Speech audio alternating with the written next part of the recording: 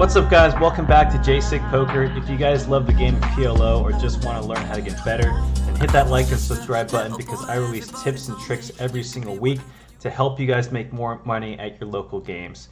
And if you guys are looking to join a friendly club, then DM me on Instagram at Acoustic Shredder so I can get you in. Games run all day, all night. All right, so today I'm going to show you guys when to c-bet.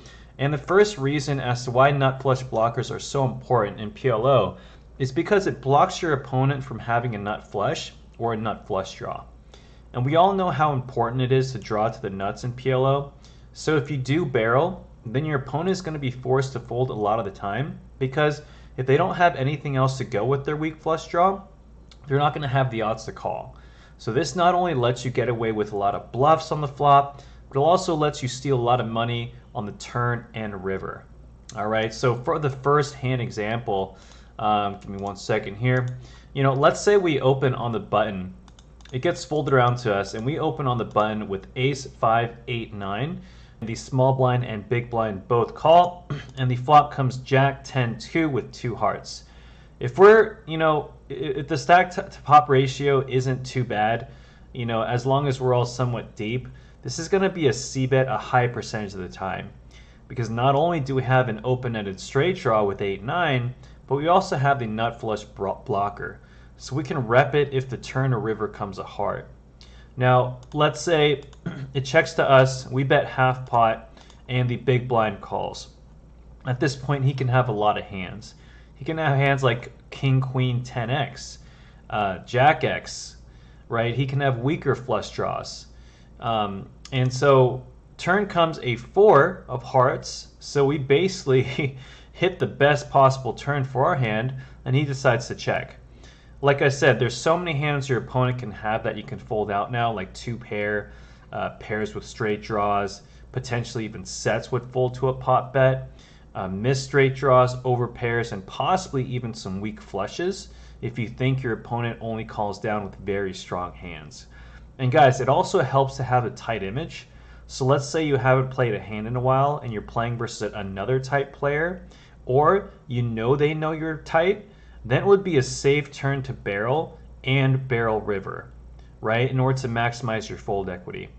If you have a loose aggressive image, then this is a great way to cooler lower flushes if you actually have the nut flush. All right, now for the second example, I'm going to go over some good spots to check raise bluff. All right, now let's say an aggressive player opens on the button and we call from the big blind with ace, 5, 4, 4 with 2 hearts with the ace of clubs. The flop comes 10, deuce, 4 with 2 clubs. We check, and the button goes ahead and bets 1/3 pot. Pretty standard so far. Now, having the nut flush blocker plus a 4 and blocking 5-3 and having a gut shot in our hand, I love this as a check raise bluff, because not only do we block nut flushes from continuing versus check raises, but we also block pocket 4s, 10-4, 3-5, pocket aces. And even if he does call, we still have a lot of outs to improve, right? We can hit any ace, any 3, any 4, any 5. We can bluff on any club. And credibly rep any flush, right, you guys? So this is a very, very profitable hand. So always keep that in mind. If the board comes, with 2 clubs and we have an ace of clubs and we have some sort of piece, always try to think about check raising here. Now let's get on to the next one. Now let's say middle position opens,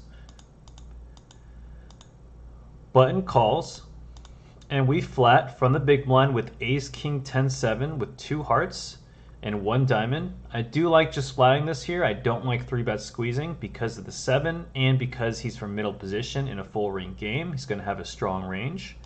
The flop comes 9, deuce, 3, all diamonds. Money flop for our hand. We have the nut flush blocker. The only thing we're really worried about is other flushes. We check. Middle possession bets 1/3, and the big blind or the button calls. This is a fist pump raise because not only do we look very strong check raising into 2 players, but middle position is now left in a very, very tricky spot, right? We just raised really, really big. Does he want to commit a stack with a flush that is not the nuts, right? Especially when the button is behind him, who could also have him beat. So unless he has the second nut flush, he's going to be forced to fold many times, potentially even the second nut flush. A lot of times players will also make the mistake of calling down with sets. You know, for example, the button could potentially have pocket 9s, pocket 3s, pocket 2s. And they may call twice on turn and river, and if they don't improve to a boat by the river, they're going to be folding a very, very high percentage of the time. All right, so you know, again, it's another very good profitable spot to bluff. Now, let's say there's 2 or 3 or 4 players in the pot.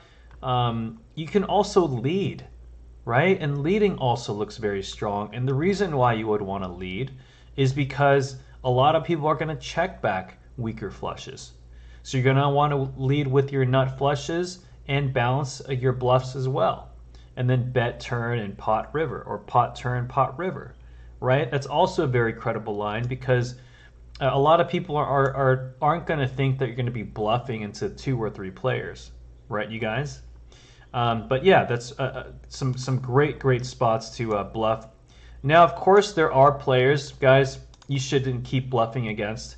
For instance, if you've seen a player consistently call down rivers or turns and rivers with weak hands or flushes, weaker flushes, then you're generally going to want to avoid bluffing them and instead try and get value with your made hands. I would also avoid bluffing if you have a bad or very aggressive image and if you think the opponent might have a weaker flush. Most likely they're not going to fold versus your loose aggressive image. Guys, those are a few examples on how you can maximize your non-showdown winnings by bluffing with nut flush blockers. And remember, if the board comes ace, 8, 9, all hearts, you can also use the king of heart blocker or queen of hearts blocker too. And also, let's say you have a hand like queen 10 jack 5 or king 10 jack 5 with a heart and board comes ace, 8, 9, 2 hearts. This is another great board to semi-bluff and potentially bluff on future streets because then you can rep the nut flush or second nut flush. But guys, I hope you liked this video, and if you found it helpful, then hit that like and subscribe button because I release videos on how you can get better at PLO every week. So until the next video, peace out, you guys.